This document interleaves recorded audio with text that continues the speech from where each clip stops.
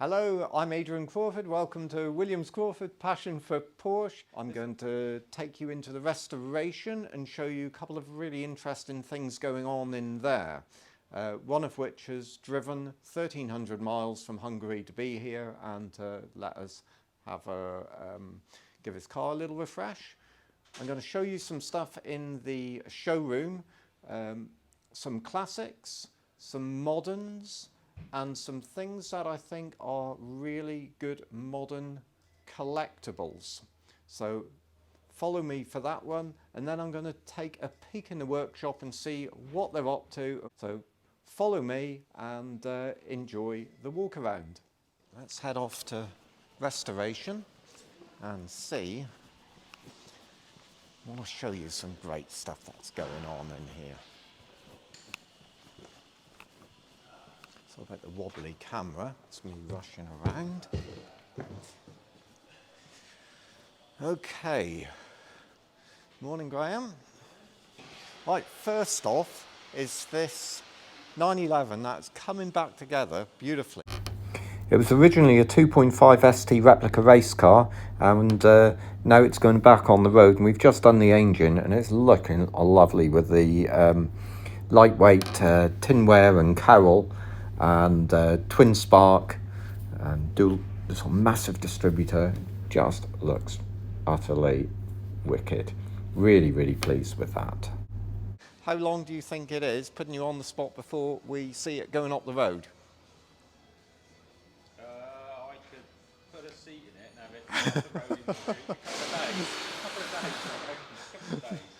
Now, our man Josh here is working on the rally car because we got a little event at the weekend, and the fun part of that is my business partner Richard Williams is sat in the passenger seat, hopefully doing a good job. Over here is a really interesting 993 Turbo.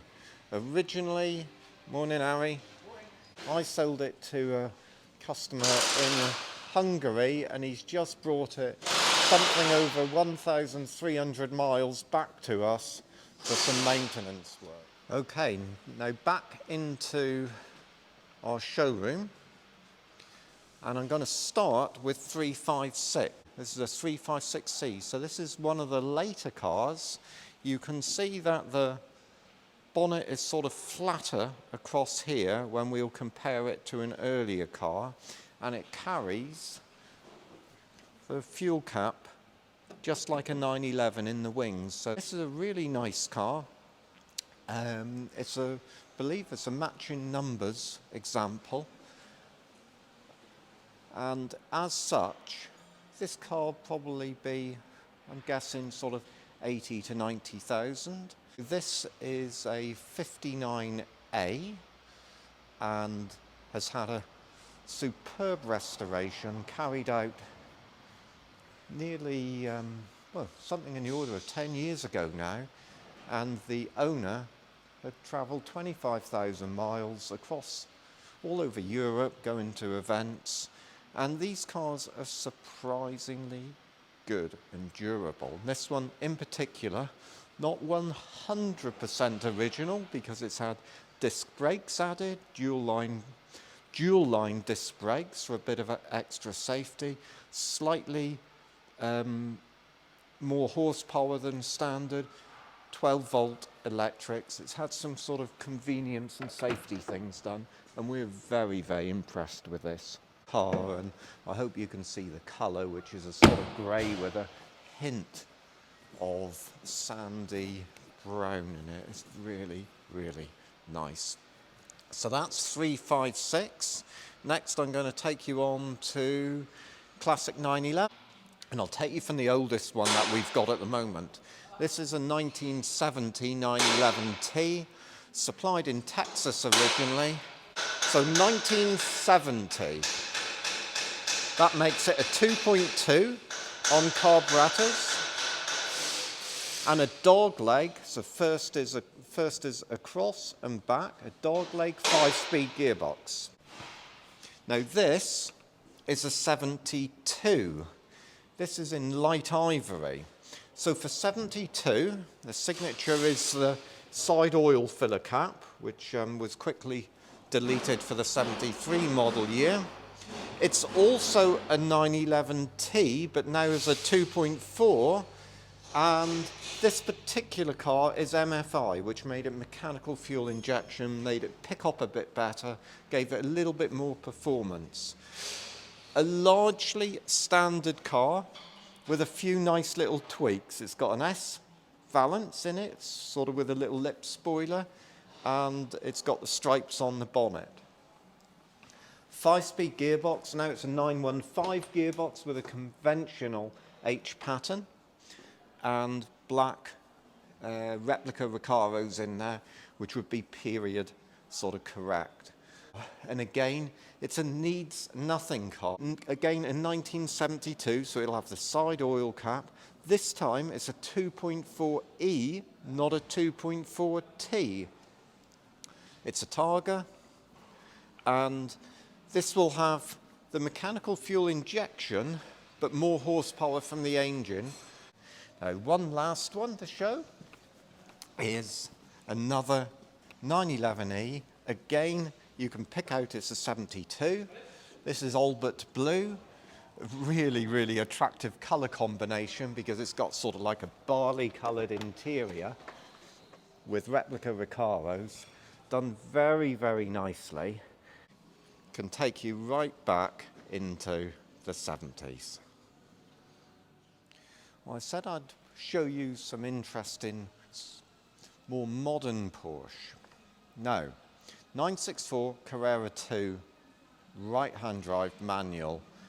Yet, for less money, 60 grand, is a Series 1 GT3.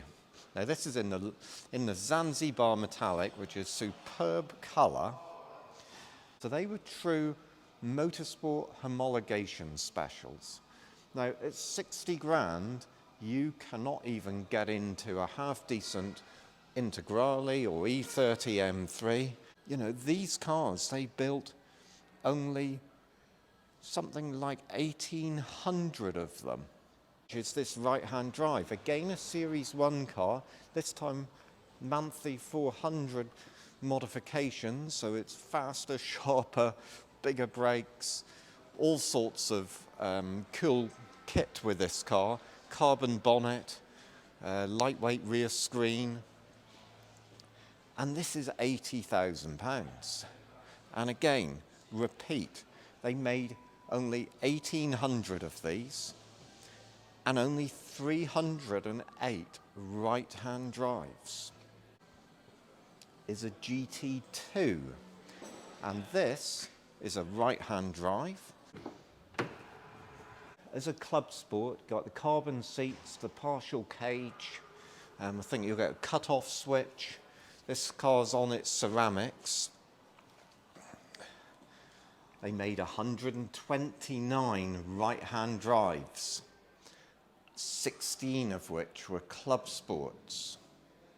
1,100, sorry about all the figures, but 1,100 produced in total. We'll go have a quick look at moderns. 991, £48,000. It's a different world when you go to your classics. Cayenne Hybrid Coupe. Then we've got a Panamera, full-on, full-fat V8. Really, really nice.